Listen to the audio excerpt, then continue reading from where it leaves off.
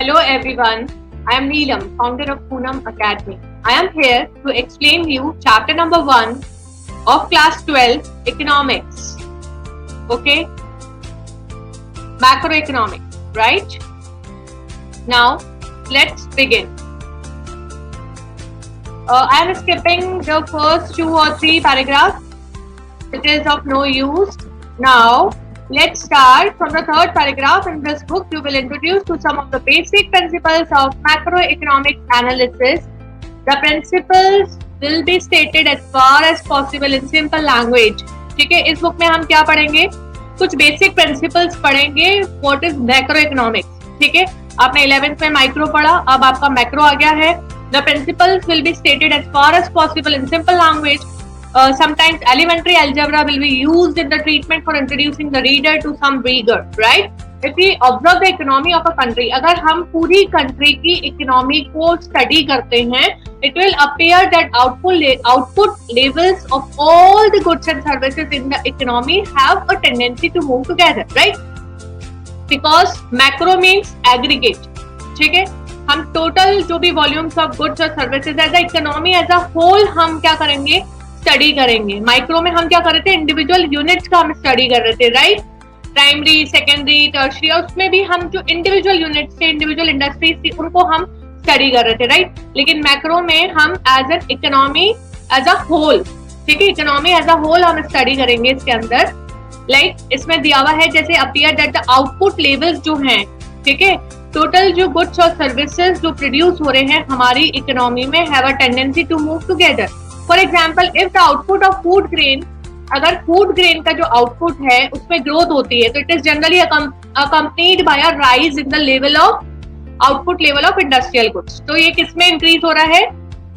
अगर इसमें अगर हम ये देखें कि यहाँ पे आउटपुट लेवल ऑफ जो गुड्स है, मतलब अगर हम देखें फूड ग्रेन का, स्पेशली यहाँ पे एक एग्जांपल दिया हुआ है कि जो आउटपुट है किसका? फूड ग्रेन का, ठीक है, अगर उसमें ग्रोथ हो रही है तो जो इंडस्ट्रियल गुड्स है उसका भी लेवल क्या होगा? हाइक होगा, right? With in the category of industrial goods also output of different, अगर इंडस्ट्रियल गुड्स की हम कैटेगरी को डिफाइन करें या उसके अंदर अगर हम देखें तो जो भी आउटपुट है of the different kinds of goods tend to rise और फॉल साइमल्टेनियसली. ऐसा तो है नहीं कि एक ही उसमें प्रोडक्ट है या एक ही गुड्स उसमें इंक्लूड है, दूसरा नहीं है. बहुत सारे अलग अलग तरह के गुड्स उसके अंदर इंक्लूड है, जो कि क्या होता है, उनका आउटपुट क्या होता है? या तो राइज होता रहता है या फिर फॉल होता रहता है, right? Similarly price of different goods and services generally have a tendency. हमको पता है, हमने ये अपने 9th से हम पढ़ते आ रहे हैं, इवन 11th में भी आपने इसको डीपली स्टडी किया है. लाइक एक का प्राइस बढ़ेगा, एक प्रोडक्ट का प्राइस बढ़ेगा तो दूसरे का गिरेगा. सब्स्टिट्यूट प्रोडक्ट्स का भी आपने पढ़ा था, in case of substitute products, ठीक है. If the price rise of one product then क्या होगा?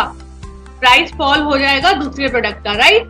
We can observe that the employment level in different production unit also goes up और डाउन टुगेदर. तो कहीं पर भी सेम नहीं है, ठीक है, हर जगह पे डिफरेंट सिनेरियो है. लाइक एम्प्लॉयमेंट लेवल भी क्या होगा? प्रोडक्शन यूनिट्स का कम ज्यादा होता रहेगा.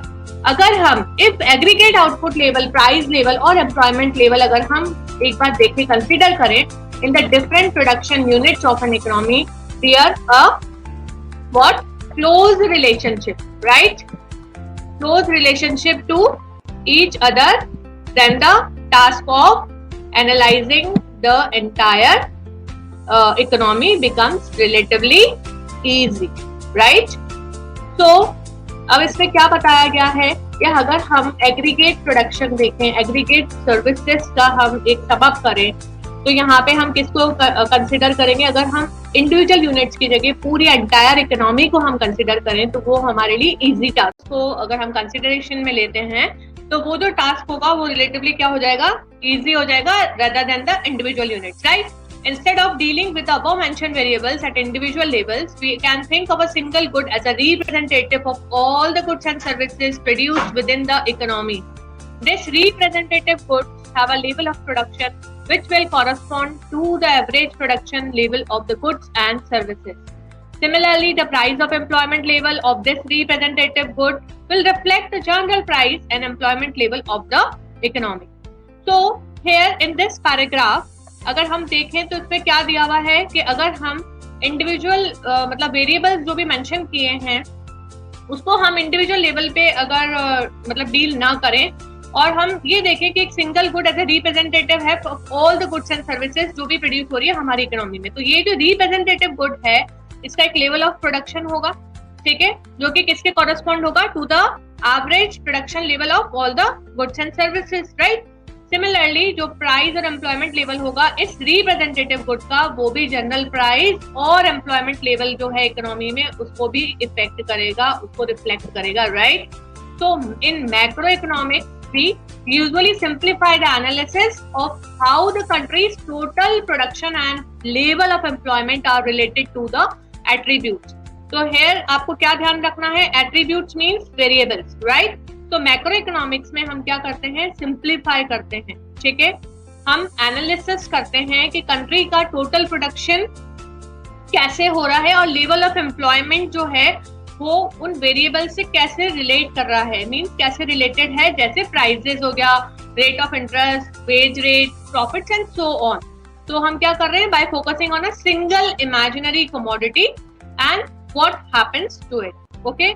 So we are able to afford this simplification and thus usefully abstain from studying what happens to the many real commodities.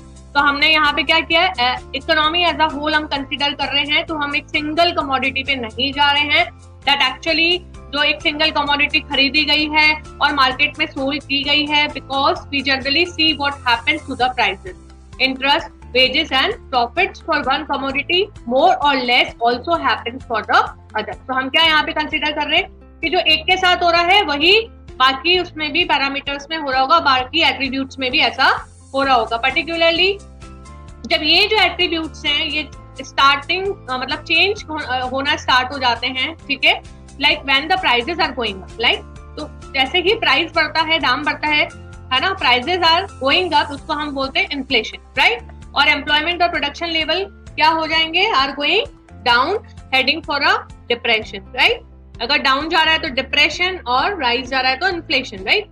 The general direction of the movement of these variables for all the individual commodities are usually of the same kind as are seen as the aggregate for the economy as a whole.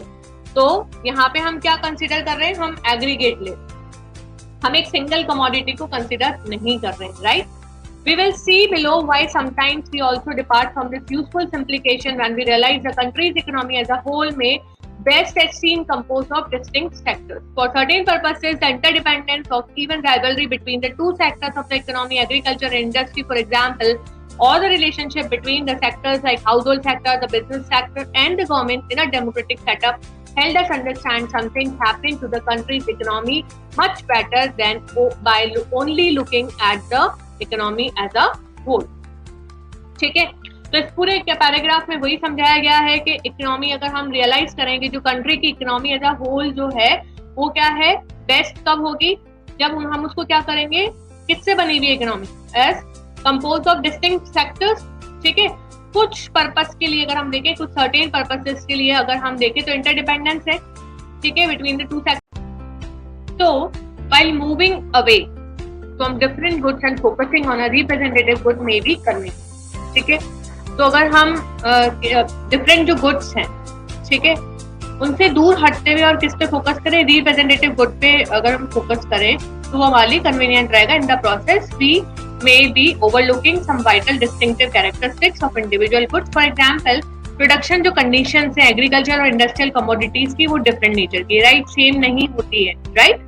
Or if we treat a single category of labor as a representative of all kinds of labor, we may be unable to distinguish the labor of the manager of a firm from the labor of a accountant of a firm.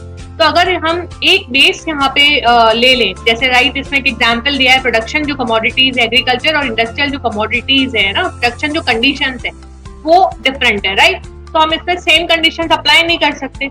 ऐसे ही अगर हम एक single category लें labour का as a representative of all kinds of labour, तो हर जगह पे लेबर का ट्रीटमेंट अलग अलग है, वर्किंग आवर्स अलग अलग है, तो हम उसको डिस्टिंग्विश नहीं कर सकते हैं to distinguish the labour of the manager of a firm from the labour of the accountant of the firm. So in many cases, instead of a single representative category of goods, और labour और production technology we may take a handful of different kinds of goods. For example यहाँ पे क्या दिया हुआ है, तो ये सब कंफ्यूजन ना हो, ठीक है। बहुत सारे केसेस में हम क्या करते हैं, instead of single representative category of good हम क्या करते हैं, handful of different kinds of goods we will consider, right. For example 3 general kinds of commodities may be taken as a representative of all the commodities being produced within the economy। अब हमने 3 जो है मतलब 3 जो representative commodities हैं, मतलब उनको हमने क्या कर लिया, सिलेक्ट कर लिया, agriculture goods, industrial goods and services, right.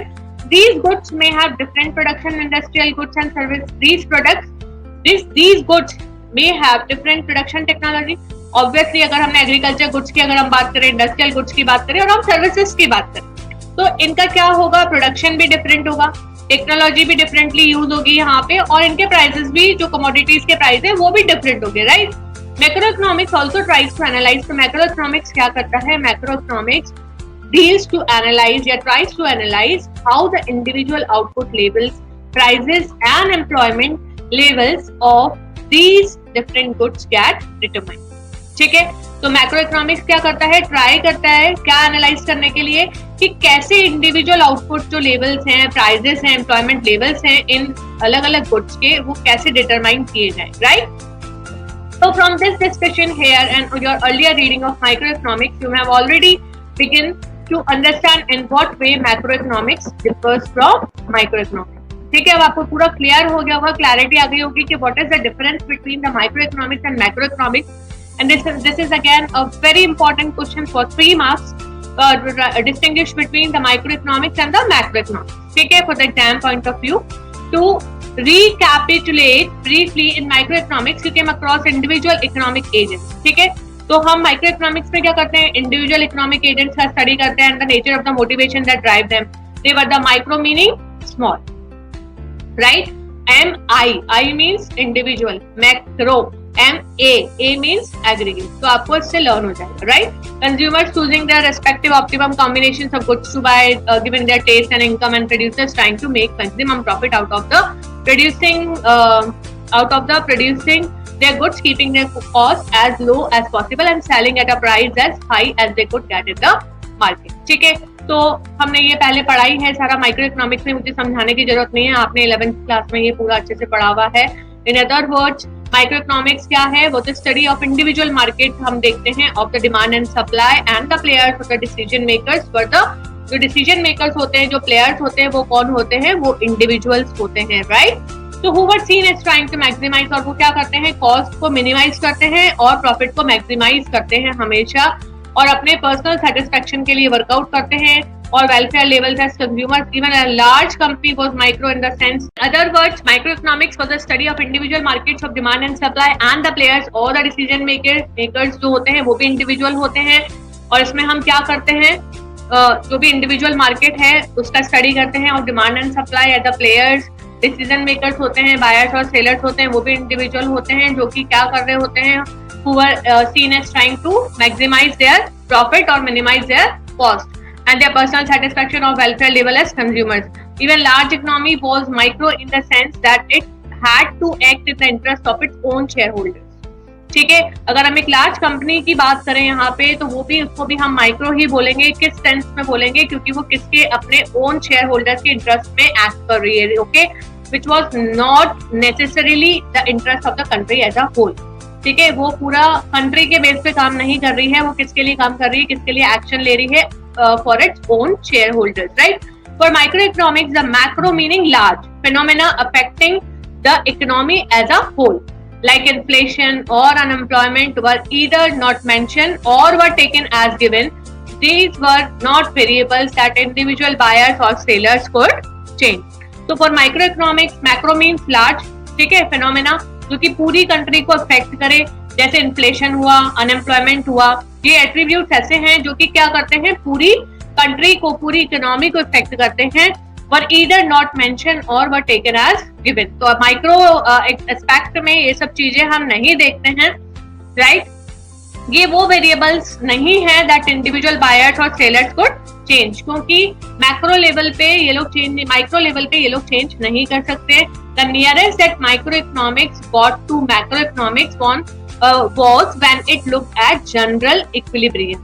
ठीक है, तो उसमें हमने पढ़ा था इक्विलिब्रियम मतलब बैलेंस, ठीक है, किसका, demand equal to supply, that is called the equilibrium. तो वहां पे हम इंडिविजुअल लेवल पे देख रहे थे, यहाँ पे as a country as a whole हम क्या कंसीडर करेंगे, it is considered as general equilibrium, meaning the equilibrium of supply and demand in each market in the economy. Okay, economic agents आपका आएगा ये अच्छे से, आप इसको अच्छे से लर्न कर लेना। बाय इकोनॉमिक यूनिट्स और इकोनॉमिक एजेंट्स वी मीन वो इंडिविजुअल्स और वो इंस्टीट्यूशन जो कि क्या करते हैं, इकोनॉमिक डिसीजंस लेते हैं। They can be consumers who decide, वो क्या हो सकते हैं, कंज्यूमर्स हो सकते हैं जो कि क्या करते हैं, डिसाइड करते हैं व्हाट, ठीक है, व्हाट मतलब क्या, एंड हाउ कितना कंज्यूम करना है, right. They may be producers भी हो सकते हैं गुड्स और सर्विसेज के, जो डिसाइड करेंगे कि कितना और कैसे प्रोड्यूस करना है, right. They may be entities हो सकती है, जैसे गवर्नमेंट हो गई, कॉर्पोरेशन, गवर्नमेंट हो गए, कॉर्पोरेशन हो गए, बैंक्स हो गए, ये भी अलग अलग इकोनॉमिक डिसीजंस लेते हैं कि कितना स्पेंड करना है, कितना इंटरेस्ट रेट जो है क्रेडिट पे वो चार्ज करना है, ठीक है, कितना टैक्स चार्ज करना है। So macro economics tries to address situations facing the economy as a whole. तो मैक्रो इकोनॉमिक्स से अभी हमें इतना सब पढ़ के तो ये चीज तो क्लियर हो गई कि मैक्रो मीन्स MA, ये शॉर्टकट है, A मीन्स एग्रीगेट, और माइक्रो जब भी आप पढ़ेंगे तो MII मीन्स इंडिविजुअल, राइट। अब इसमें एडम स्मिथ का दिया हुआ है, ये बहुत इंपॉर्टेंट है, ये आ सकता है। एडम स्मिथ कौन है, the founding father of modern economics. इन्होंने सजेस्ट किया है कि if the buyers and sellers in each market take their decisions following only their own self interest, economists will not need to think of the wealth and welfare of the society of a country as a whole separately। जब हम already ये देख रहे हैं कि जो अगर buyers और सेलर्स, एडम स्मिथ क्या बोलते हैं, ये एक तो क्या है, फाउंडिंग फादर है मॉडर्न इकोनॉमिक्स के, और ये क्या बोल रहे हैं, अगर जो बायर्स और सेलर्स हैं हर मार्केट में, वो जो डिसीजंस ले रहे हैं वो किसके ऊपर ले रहे हैं, following only their own interest. तो इकोनॉमिस्ट जो है उनको क्या है, जरूरत नहीं है सोचने की किसके लिए, वेल्थ और welfare of the country as a whole separately, right. तो economist found that first in some cases जो मार्केट है डिड नॉट और कुड नॉट एग्जिस्ट, ठीक है, कुछ केसेस में तो वो क्या देख रहे हैं, मार्केट एग्जिस्ट ही नहीं करता है। Second, in some other cases market existed, market exist तो कर रहा है but fail to produce the equilibrium of demand and supply, right. Second case में क्या देख रहे हैं, market in second case, in some other cases market exist कर रहा है लेकिन फेल है टू प्रोड्यूस द इक्विलिब्रियम, यानी कि बैलेंस बनाने में, इक्विलिब्रियम प्रोड्यूस करने में क्या है, फेल हो गया है market of demand and supply. Thirdly अगर हम देखें, मोस्ट इंपॉर्टेंटली लिखा है, ये भी एक क्वेश्चन बन सकता है आपका, in a large number of situation society, the state और the people as a whole had decided to pursue certain important social goal unselfishly in areas like employment, administration, defense, education and health, जिसमें क्या होगा, for which some of the aggregate effects of the microeconomic decisions made by the individual economic agents needed to be modified। अगर हम third case में अगर हम consider करें तो यहाँ पे क्या लिखा हुआ है थर्ड केस में, जैसे देखिए सेकंड केस में तो डिमांड और सप्लाई इक्वल हो ही नहीं, इक्विलिब्रियम क्रिएट नहीं हो रहा है, राइट। लेकिन थर्ड केस में अगर in a large number of situation society, है ना, तो स्टेट और the people as a whole consider कर रहे हैं, यहाँ पे अगर डिसाइड करें कि वो कुछ इंपॉर्टेंट सोशल गोल्स बनाएंगे जिसमें सेल्फिश इंटरेस्ट, इंडिविजुअल इंटरेस्ट नहीं होगा, स्पेशली किस एरियाज में, in the areas like employment, administration, defence और एजुकेशन एंड हेल्थ। तो उसके लिए क्या होगा, for which some of the aggregate effects जो है माइक्रो इकोनॉमिक डिसीजन के, जो कि इंडिविजुअल इकोनॉमिक एजेंट्स ने लिए हैं, उसको हम क्या कर सकते हैं, मॉडिफाई कर सकते हैं, नीडेड टू बी मॉडिफाइड। तो for these purposes macro economics क्या करते हैं, इसको स्टडी करते हैं इन इफेक्ट्स को मार्केट में, जैसे टैक्सेशन, मार्केट ऑफ टैक्सेशन, और जो दूसरे बजटरी पॉलिसीज हैं जैसे policies for bringing about changes, वो पॉलिसीज लेके आते हैं जिसमें जो मनी सप्लाई है वो चेंज हो, ठीक है, चेंजेस हो मनी सप्लाई में, और जो रेट ऑफ इंटरेस्ट है उसमें चेंजेस आए, वेजेस, एम्प्लॉयमेंट एंड आउटपुट। तो मैक्रो इकोनॉमिक्स क्या है, एडम स्मिथ का पूरा दिया हुआ है, ये आप अच्छे से लर्न करेंगे। एडम स्मिथ एज रिगार्डेड, ऐसा ये अपन ने पहले पढ़ लिया है, founder father of modern economics, okay. तो he was a Scotsman and a professor at a university and the Glasgow. Professor, philosopher by training, his well-known work and inquiry into the nature and cause of the wealth of the nation is regarded as the first major comprehensive book on the subject. ये आप पढ़ लेना, इसमें कुछ important नहीं लग रहा. Therefore, deep roots in microeconomics because it has to study the aggregate effects. Macroeconomics में हम क्या करते हैं? Aggregate जो effects of the forces of demand and supply market में वो study करते हैं. However, in addition, it has to deal with policies aimed at also modifying these forces. Additionally अगर हम देखें तो अगर necessary होता है, it has to deal. अगर हम additionally अगर हम यहाँ पे देखें तो क्या होता है कि it has to deal with policies जो कि किसके लिए एम की गई है? इन फोर्सेस को मॉडिफाई करने के लिए, right? If necessary to follow choices made by the society outside the market. अगर डेवलपिंग कंट्री की बात करें, again this is important, like India, such choices have to be made to remove. वो choices क्यों हमें करनी पड़ती है, क्यों हमें एक्सेप्ट करनी पड़ती है? बिकॉज मतलब क्यों इनकलकेट करनी पड़ती है? Have to made to remove. क्या रिमूव करने के लिए? अनएम्प्लॉयमेंट और रिड्यूस करने के लिए, ताकि सभी को एक्सेस मिल पाए एजुकेशन का, प्राइमरी हेल्थ केयर मिल पाए सबके लिए, सबको गुड एडमिनिस्ट्रेशन मिल पाए, to provide sufficiently for the defence of its country and so on. Macroeconomics क्या करता है? शोज टू सिंपल कैरेक्टरिस्टिक्स जो कि evident in dealing with the situations we are just listed. These are the briefly mentioned below. First क्या है? First है who are the macro economic decision makers. कौन होते हैं? कौन डिसाइड करता है मैक्रो लेवल पे, right? Macro economic policies are pursued by the state itself, ठीक है, और द स्टैट्यूटरी बॉडीज जैसे रिजर्व बैंक ऑफ इंडिया हो गया, RBI, security and exchange board of India, SEBI, और तो दूसरे institution, similar institution. Typically each such body will have one और मोर पब्लिक गोल्स होते हैं. ये publicly for the welfare of the people ये लोग वर्कआउट करते हैं. These goals are not those of the Constitution of India itself. These goals are not those of individual economic agents maximizing their private profit or welfare. Thus, the macroeconomic agents are basically different from the individual decision. So here we see typically each such body will have one or more public goals. Okay. तो macro economic decision makers क्या होते हैं? जो policies बनाते हैं, ठीक है, are pursued by the state. या तो वो पॉलिसीज कौन बनाता है? या तो खुद स्टेट बनाता है, या फिर स्टैट्यूटरी बॉडीज बनाती है, like reserve bank of India, SEBI हो गया, और सिमिलर इंस्टीट्यूशंस हो गया. टिपिकली ईच बॉडी को क्या काम दे दिया जाता है? वन और मोर पब्लिक गोल्स दे दिए जाते हैं, जो कि किसमें डिफाइन किए हुए हैं? Constitution of India itself.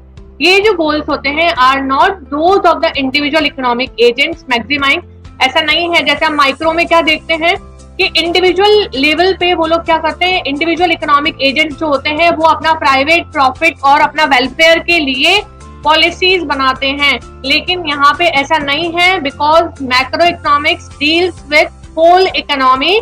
तो यहाँ पे जो गोल्स होंगे वो इंडिविजुअल इंटरेस्ट के लिए नहीं होंगे, बल्कि पूरी सोसाइटी के वेलफेयर के लिए होंगे, राइट? दस द मैक्रो इकोनॉमिक एजेंट्स जो होते हैं वो इंडिविजुअल डिसीजन जो मेकर्स होते हैं उनसे बहुत डिफरेंट होते हैं, right? Now secondly, what do the macro economic decision makers try to do? क्या करते हैं? Obviously they often have to go beyond economic objectives. उनको क्या करना पड़ता है? जो भी इकोनॉमिक ऑब्जेक्टिव्स हैं, ठीक है, वो उसको पूरी तरह से क्या करते हैं? फुलफिल करने की कोशिश करते हैं, जो भी उन्होंने प्लानिंग किया है. And try to direct the deployment of economic resources. और क्या ट्राई करते हैं? इकोनॉमिक रिसोर्स को इस तरह से डिप्लॉय करना जिससे कि जो पब्लिक नीड्स हैं, ठीक है, वो फुलफिल हो पाए, right? Such activities are not aimed at, मैंने अभी आपको ऊपर एक्सप्लेन किया है, इन माइक्रो इकोनॉमिक्स क्या रहता है? जो भी एक्टिविटीज होती हैं they are aimed for individual profits, individual interest, right?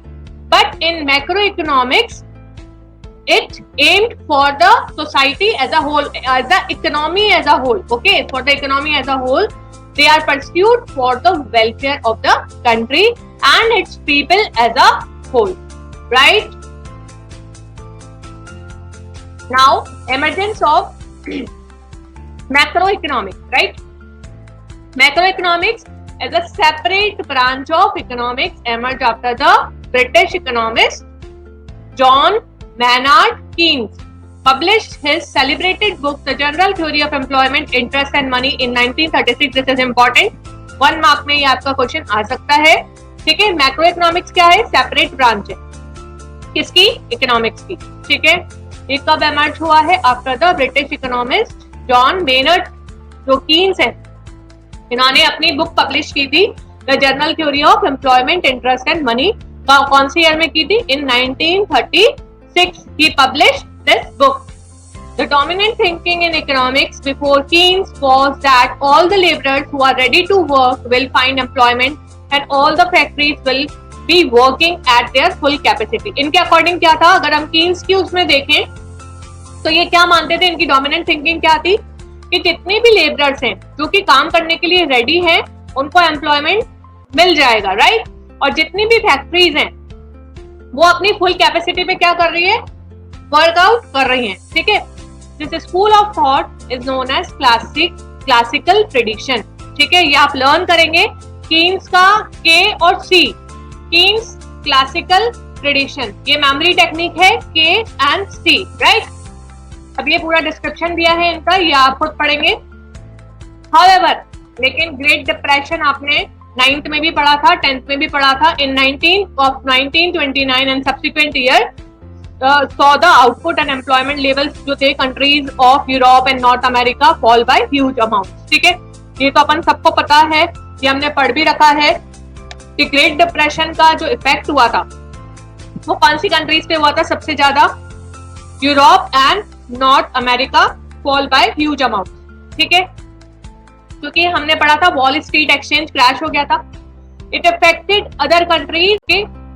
So north America और यूरोप सबसे ज्यादा हिट हुए थे, लेकिन इसका इफेक्ट दूसरी कंट्रीज पे भी आया था of the world as well.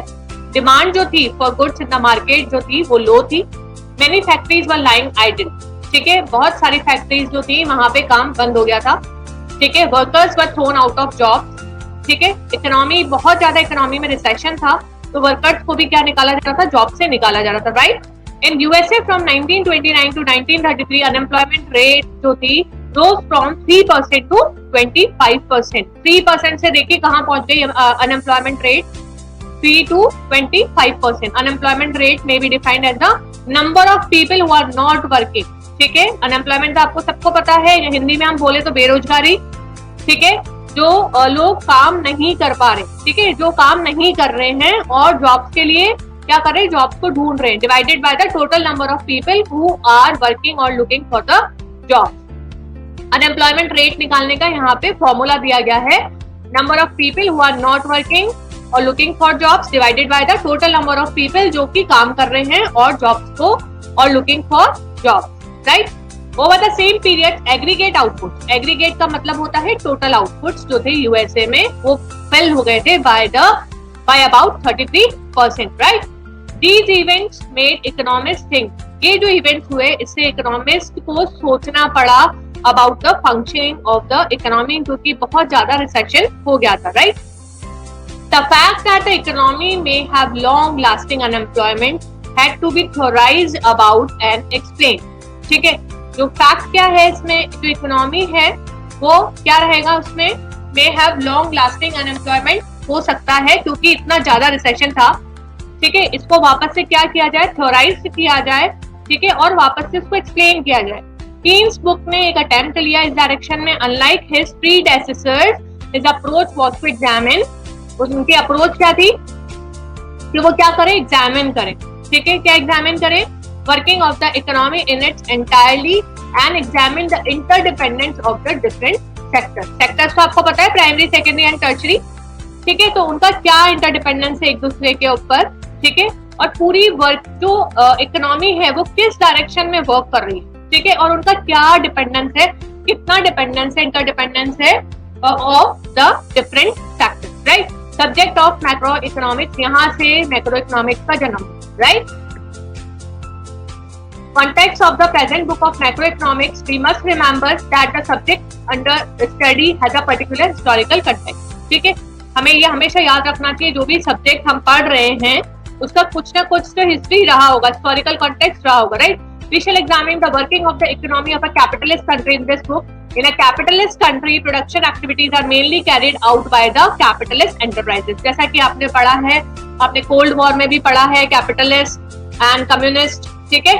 तो यहाँ पे कैपिटलिस्ट का मतलब क्या है, जो प्रोडक्शन एक्टिविटीज है वो कौन करता है, मेनली कौन कैरीड आउट करता है, बाय द कैपिटलिस्ट एंटरप्राइजेस, यानी कि फ्री मतलब हम ये बोल सकते हैं कि किसी का भी मतलब इतना ज्यादा गवर्नमेंट का कंट्रोल नहीं है, ठीक है, जिसे हम फ्री इकोनॉमी भी बोल सकते हैं, right. A typical capitalist enterprise में क्या होता है, वन और सेवरल एंटरप्रेन्योर्स होते हैं जो कि क्या करते हैं, मेजर डिसीजंस लेते हैं और रिस्क जो भी होता है बिजनेस में, एंटरप्राइज में, उसको बियर करते हैं, right. They may have themself supply the capital, और वो खुद ही कैपिटल को सप्लाई करते हैं जो कि एंटरप्राइज को चलाने के लिए जरूरत होती है, राइट। और दे मे बोरो द कैपिटल, और या फिर वो क्या करते हैं, कैपिटल को बोरो करते हैं। To carry out the production they also need, अब प्रोडक्शन को कैरी आउट करने के लिए उनको क्या क्या चीजों की जरूरत पड़ेगी। फर्स्ट तो नेचुरल रिसोर्सेज, ठीक है, part consume in the process of production, ठीक है, एग्जाम्पल उनको रॉ मटेरियल चाहिएगा। And a part fix, example plots of land, कहाँ पे काम करेंगे, ठीक है, अगर कोई प्रोडक्शन भी कर रहे हैं तो what they need land, right. This we shall refer to as labour, ठीक है। अब इसमें ये तो बता दिया, लैंड का बता दिया, okay. They may borrow the capital, so to carry out the production what they need, they also need natural resources, ये हमने पढ़ा, ठीक है, right. What they need lots of land, ठीक है। फिर हम पढ़ेंगे इसमें, and they need the most important element of human labour, production को कैरी आउट कौन करेगा, they need labour for that, okay. After producing outputs with the help of these three factors, ये हमने 9th क्लास में भी पढ़ा था, even आपने 11th क्लास में भी पढ़ा है। There are 4 factors of production, land, labour, capital and entrepreneur, right. So these are the 3 factors of production required for the production, ठीक है, namely capital, land and labor. The entrepreneurs क्या करेगा, entrepreneur क्या करेगा, sells the product in the market. The money जो भी earn करेगा वो क्या कहलाएगा, revenue. Part of the revenue is paid out as rent. कुछ part जो है revenue का उसको क्या देना पड़ेगा, rent के तौर पे देना पड़ेगा for the service जो भी rendered by the land. अगर land उसने rent पे ली है तो उसको rent pay करना पड़ेगा। Part of it is paid to the capital as interest, अगर उसने कैपिटल क्या लिया है, पूंजी उधार लिया है, तो उसको क्या करना पड़ेगा, इंटरेस्ट देना पड़ेगा। और जो पार्ट है it goes to the labour as wages, अगर लेबर हायर किए तो उसको वेजेस भी देने पड़ेंगे, मजदूरी देनी पड़ेगी, right. The rest of the revenue जो बचा वो उसकी अर्निंग कहलाएगी, इसकी एंटरप्रेन्योर की, और उसको हम बोलते हैं profit, right. Profits are often used by the producer, profit क्या कौन यूज करते हैं, प्रोड्यूसर्स ही यूज करते हैं इन द नेक्स्ट पीरियड, ताकि वो नई मशीनरीज को बाय कर पाए और नई फैक्ट्रीज को बिल्डअप कर पाए। तो प्रोडक्शन क्या होगा, वो एक्सपेंड होगा। उनको क्या करना है, जनरली बिजनेस को एक्सपेंड करना है, प्रोडक्शन को एक्सपेंड करना है, तो उनको ऐसा करना पड़ेगा। तो ये जो एक्सपेंसेस वो करते हैं जिससे कि प्रोडक्टिव कैपेसिटी बढ़ती है, उसको बोला जाता है इन्वेस्टमेंट एक्सपेंडिचर। इसको आप लर्न करेंगे, राइट। क्या, the production can be expanded, तो the expenses which raise productive capacity are the example of investment expenditure. In short, capitalist economy can be defined as an economy in which जितनी भी economic activities है उनमें following characteristics होती है। अभी आ सकता है आपका कि what are the characteristics of the capitalist economy. Now, first point, there is a private ownership of means of production. यहाँ पे गवर्नमेंट का कोई रोल नहीं है, प्राइवेट सोर्सेज का ही है। Production takes place for selling the output in the market, production क्यों हो रहा है, ताकि आउटपुट को मार्केट में सेल किया जाए। There is a sale and purchase of labour services at a price which is called wage rate, ठीक है। तो यहाँ पे क्या हो रहा है, या तो सेल हो रहा है या फिर परचेज हो रहा है, किसका, लेबर सर्विसेज का, किस प्राइस पे, at a wage rate. The labour which is sold and purchase against the wages is referred to as wage labour, right. If we apply the above mentioned 4 criteria to the countries of the world, we would find that capitalist countries have come into being only during the last 3 to 400 years, right? तो अभी यहाँ पे क्या दिया हुआ है आपका कि अगर हम इसको अप्लाई कर दें, ठीक है, ये जो 4 क्राइटेरिया दिया है उन कंट्रीज को पूरे वर्ल्ड में, तो हम देखेंगे जो कैपिटलिस्ट कंट्रीज हैं, ठीक है, वो सामने आएगी। कब आएगी, only during the last 3 to 400 years की बात करें तो हमें ये कंट्रीज नजर आएंगी, right. More over strictly speaking अगर हम बात करें, आज की डेट में हम बात करें तो handful of countries in north America, Europe and Asia वो क्या है आज कैपिटलिस्ट कंट्रीज है, लेकिन पहले ऐसा नहीं था, right. In many under developed countries production जो है जैसे एग्रीकल्चर है, क्योंकि अंडर डेवलप्ड है तो मेन ऑक्यूपेशन वहां पे क्या होगा, एग्रीकल्चर ही होगा, specially is carried out by peasant family, ठीक है। तो जो भी प्रोडक्शन एक्टिविटीज यानी कि स्पेशली एग्रीकल्चर प्रोडक्शन की मैं बात कर रही हूँ यहाँ पे, वो कौन करता है, पीजेंट फैमिलीज ही करता है। वेज लेबर जो है वो सेल्डम यूज होता है यहाँ पे, रेयरली यूज होता है, और जो मोस्ट ऑफ द लेबर है वो कौन परफॉर्म करते हैं, is perform by the family members. तो production is not solely for the market, ठीक है। प्रोडक्शन यहाँ पे मार्केट के लिए नहीं हो रहा है, but a great part of it is consume by the family, ठीक है। सबसिस्टेंस एग्रीकल्चर आपने पढ़ा था फॉर सेल्फ सर्वाइवल, ठीक है। तो great part of it is consume by the family, right, for their own survival. Neither do many peasant farms experience significant rise in the capital stock over a time, क्योंकि वो major part किसके लिए produce कर रहे हैं, खुद के लिए प्रोड्यूस कर रहे हैं, है ना, फॉर सेल्फ कंजम्पशन। तो यहाँ पे कैपिटल स्टॉक में राइज नहीं होगा। इन मेनी ट्राइबल सोसाइटीज जो ओनरशिप है लैंड का वो एग्जिस्ट नहीं करता है।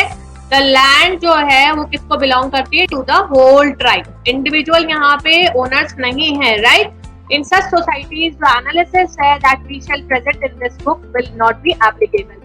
It is however true that many developing countries have a significant presence of production units which are organized according to the capitalist principle. तो ऐसी अगर हम बात करें तो बहुत सारी ऐसी डेवलपिंग कंट्रीज हैं जिनका significant presence of production जो यूनिट्स है, ठीक है, वो किसके तरह ऑर्गेनाइज किया हुआ है, कैपिटलिस्ट प्रिंसिपल्स के बेस पे ऑर्गेनाइज किया हुआ है, राइट।